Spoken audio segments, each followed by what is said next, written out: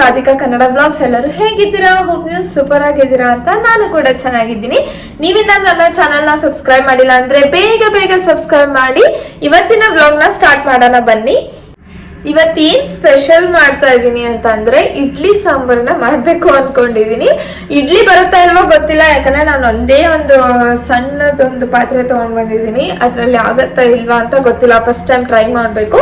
But sambar ಮಾಡ್ತಾ ಇದೀನಿ. ಇಡ್ಲಿ ಬರ್ಲಿಲ್ಲ ಅಂದ್ರೆ ದೋಸೆ ಹಾಕಿದ್ರಾಯ್ತು ಅಂತ.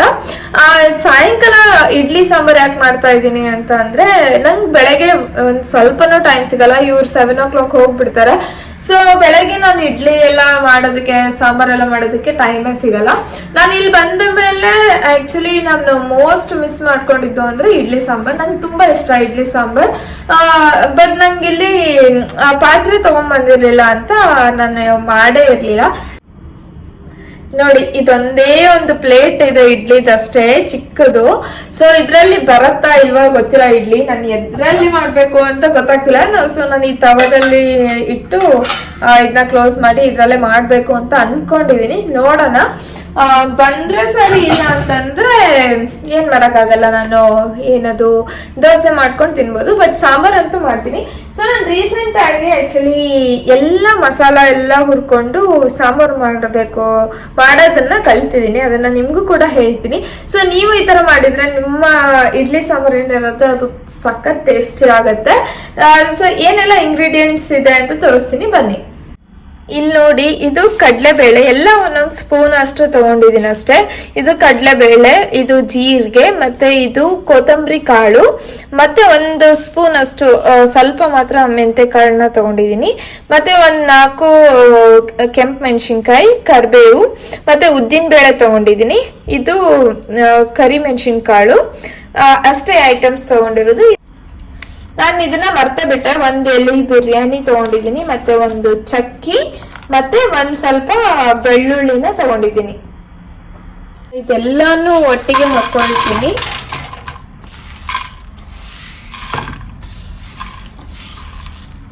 ನಾ ಇದಕ್ಕೆ ಆಯಿಲ್ ಏನ್ ಹಾಕಿಲ್ಲ, ಪೌಡರ್ ಮಾಡುವಾಗ ಸ್ವಲ್ಪ ಕಷ್ಟ ಆಗತ್ತೆ ಅಂತ ಹಂಗೆ ಡ್ರೈ ರೋಸ್ಟ್ ಮಾಡ್ಕೊಳ್ತಾ ಇದ್ದೀನಿ.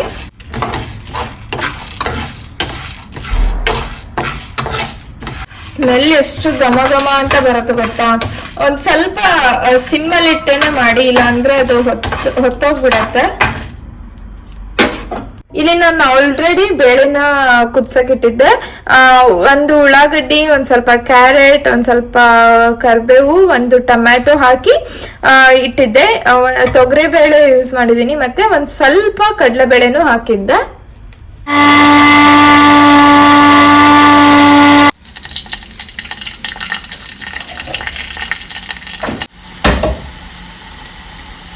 ನಾನು ರೆಡಿಮೇಡ್ ಇಡ್ಲಿ ಬ್ಯಾಟರ್ನ ತಗೊಂಡ್ಬರ್ತೀನಿ. ID ಕಂಪ್ನಿದು ಇಡ್ಲಿ ಬ್ಯಾಟರ್ ತಗೊಂಡ್ಬಂದಿದ್ದೆ.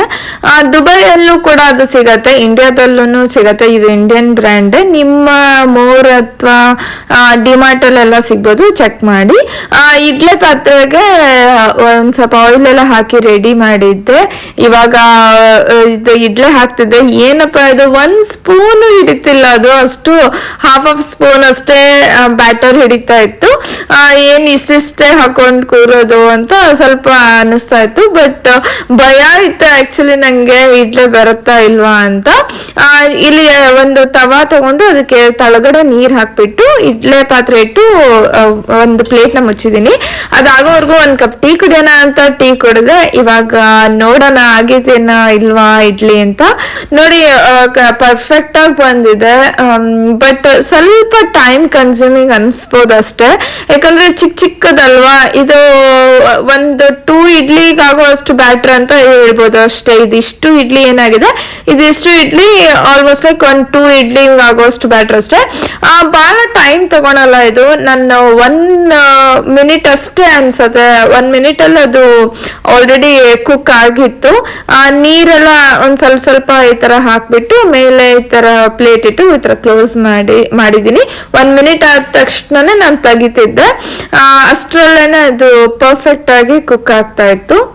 ನಾವು ನಾರ್ಮಲಿ ಸಾಂಬಾರು ಹೇಗೆ ಮಾಡ್ತೀವಿ ಅದೇ ಥರ ಮಾಡಿದ್ದೀನಿ.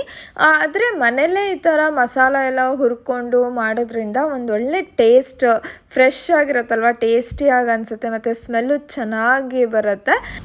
ನೋಡ್ಬೋದು ಎಷ್ಟು ಪರ್ಫೆಕ್ಟ್ ಆಗಿ ಇಡ್ಲಿ ಸಾಂಬಾರ್ ಎರಡು ಬಂದಿದೆ ಅಂತ. ನೀವು ನನ್ನ ಚಾನಲ್ ಅನ್ನ ಸಬ್ಸ್ಕ್ರೈಬ್ ಮಾಡಿಲ್ಲ ಅಂದ್ರೆ ಬೇಗ ಬೇಗ ಸಬ್ಸ್ಕ್ರೈಬ್ ಮಾಡ್ಕೊಳ್ಳಿ. ಮತ್ತೆ ನಿಮ್ಗೆ ನೆಕ್ಸ್ಟ್ ವ್ಲಾಗ್ ಅಲ್ಲಿ ಸಿಗ್ತೀನಿ. ಅಂಟಿಲ್ ಟೇಕ್ ಕೇರ್, ಬಾಯ್.